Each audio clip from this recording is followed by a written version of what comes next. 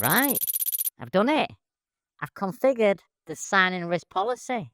It's all configured and in force. Locked down. I think we're fully protected. Nice, Jason. What threshold did you set? All of them. All of them? Yeah. Low, medium, and high. I've covered every single risk. I've left no stone unturned. Jason, what did you set the control to? Block access, obviously.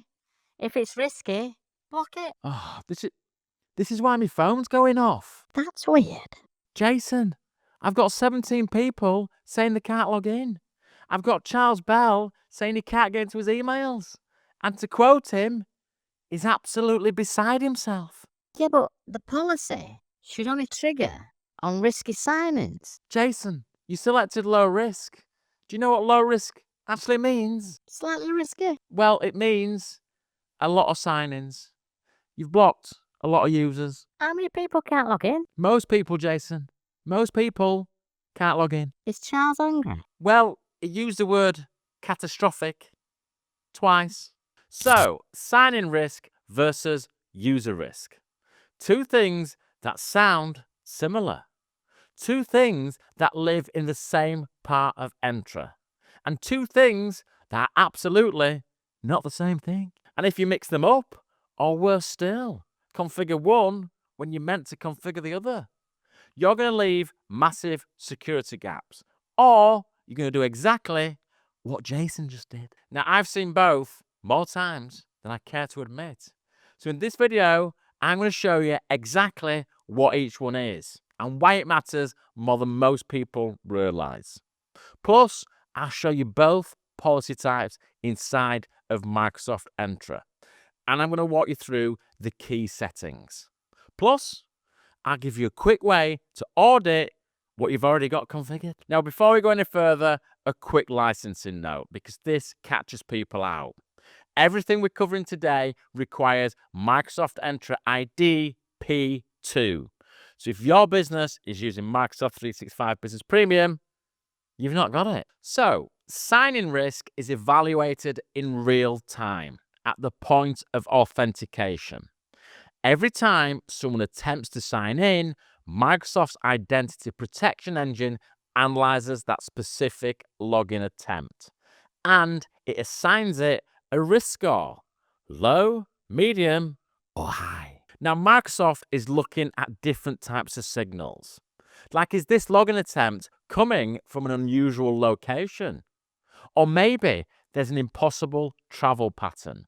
So someone logged in from London 2 minutes ago, and now there's a login attempt from Sao Paulo. Crucially, sign-in risk is about that specific login event. It's not a judgment about the user. It's a judgment about this particular attempt to authenticate right now. So if someone triggers a sign-in risk, you can respond immediately. I'm going to look at exactly how in the demo. Now, user risk is different. This is a cumulative persistent risk score, and it's attached to the user account itself. It's not a single login event. Now, Microsoft builds this risk score over time, and it bases it on different signals. Things like leaked credentials.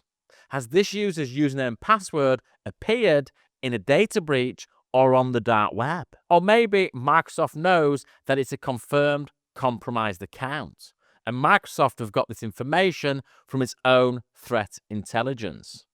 Plus, it will look at patterns of suspicious behavior across multiple sessions. Now, user risk doesn't reset after a single MFA challenge, because the concern here isn't the specific login attempt. The concern is that we think the account might be already compromised. Now, the appropriate remediation for user risk is a secure password change, although Microsoft can now automatically block the account. Because let's face it, if the credentials are leaked, MFA alone doesn't fix the underlying problem. Now, here is where IT admins sometimes go wrong. They see two risk policy options, and they pick one, and they configure just one. And they either misconfigure the conditions, like Jason did, or they only configure one type, and that it leaves a gap. Now, if you only have a sign-in risk policy and a set of leaked credentials hits the dark web, Microsoft will raise the user risk on that account. But if you have no user risk policy, nothing happens. The account sits there, compromised, and keeps logging in fine, as long as the sign itself looks normal. So you need both policies, and you need them configured correctly, which we're now going to do in the demo. Okay, we're in Microsoft Entra, and you can see here, look, this tenant is running Entra ID P2. So down here, I can see ID protection. Now, if you're not seeing these options, it might be that you're not running Entra ID P2. That might be your first thing to check, okay? So what I can do, I can go into dashboard here, and this is the identity protection dashboard. Now, this is just a test tenant, so there's not a lot of data going on here. Now, if you've been in here before, okay, you'll notice we've got some conditional access policies that we can use here. So first of all, I'm going to go to sign-in risk policy. But you'll also see that it's kind of grayed out, and it says at the top here, this risk policy is now read-only, and it's going to be retired on October the 1st, 2026. So this way of creating the conditional access is going to be the old way, okay?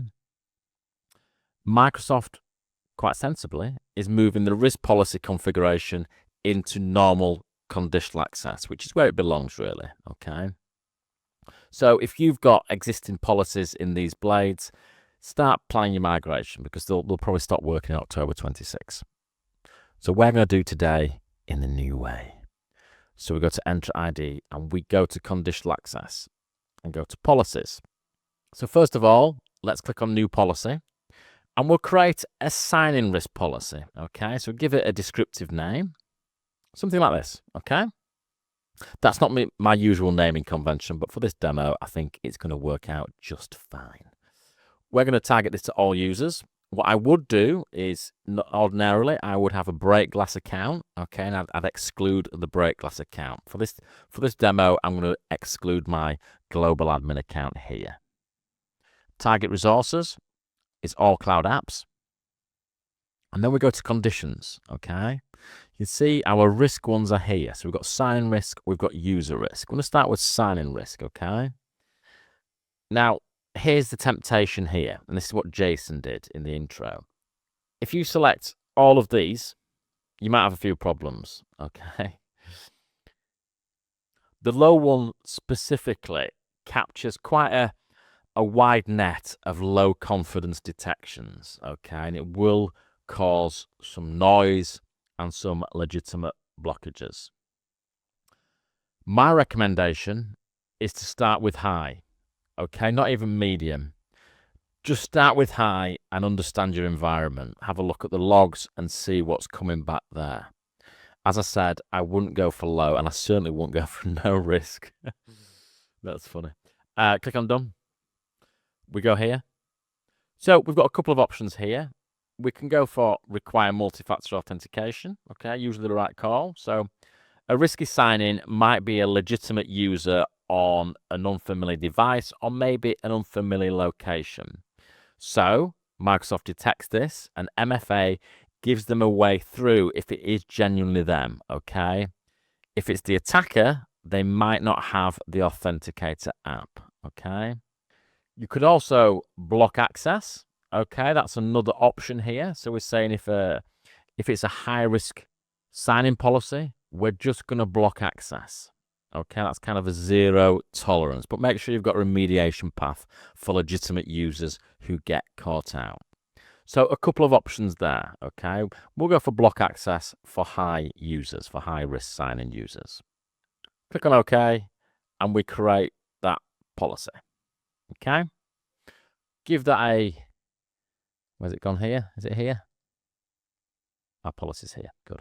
Right, let's create a new policy now. And this one is going to be user risk policy. So again, give this a name.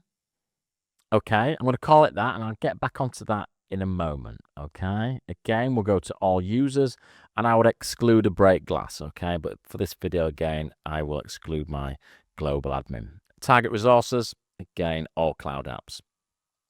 This time conditions, we're going with user risk. Again, same as before, I think high is a good place to start, okay? Medium might be quite noisy depending on your business. And then this time, we go to access controls, and we will grant access. But there's an option here, look, require risk remediation, okay? Now, I covered this in a video previously, this one here, okay? This differs from sign-in risk. What does this mean? Well, the short version of this, instead of just prompting for MFA or a password change, this require risk remediation tells Microsoft to enforce kind of full remediation before the user is allowed back in. So it's automated. There's no admin intervention needed. So what does that actually mean? Well, it depends really how the user authenticates. But if they're using traditional passwords, they'll be required to reset their password and re-register for MFA. If they're using passwordless, which we advise, that's passkeys, Windows Hello for Business, FIDO2 keys, there's obviously no password to reset. So it focuses on re-registering those authentication methods. Either way, and this is an important thing, the account will stay locked until that process is complete. Okay, so it's a newish option. And if you've not watched this video here, I recommend that you do. And it contains a lot more information. Click on select. Okay, that also changes a few policies here, which is fine. And then you would create that policy. Give that a bit of a refresh. And you have your two policies there. You've got sign-in risk and you've got user risk. Now, before we leave, if we go back to ID protection, we were there before, okay? We've got risky users here. We've got some reports here, okay? If you've got users listed here and there's no user risk policy configured, basically, these accounts have been flagged by Microsoft and nothing has happened. Okay, so this is where it's so important. As I said, this is a test tenant, but it's worth, if you've got Entra ID P2, it's worth going into your tenant. If you've not got these conditional access policies, have a look in here and see what's going on. You might be surprised. Okay, we've also got our risky sign-ins here, if you've not seen that before. Again, test tenant, nothing to show you, but this is kind of historical sign-in attempts that's triggered some kind of detection. And this is useful actually to understand your environment's noise level before we start tuning the threshold. So obviously I've gone in and created these policies, but it's worth you looking at this page here before you start looking at the threshold, the high, medium, low, etc. So if you've not looked at these reports, do it now. And if you've not got those policies in place and you're running Entra ID P2, then what are you waiting for? Get them created. So to bring this together, sign-in risk is real time. It's about a specific login attempt. User risk is cumulative. It's about the account itself. You need both policies configured. Not one, both. Now, I hope you've enjoyed today's video. Look forward to seeing you again soon.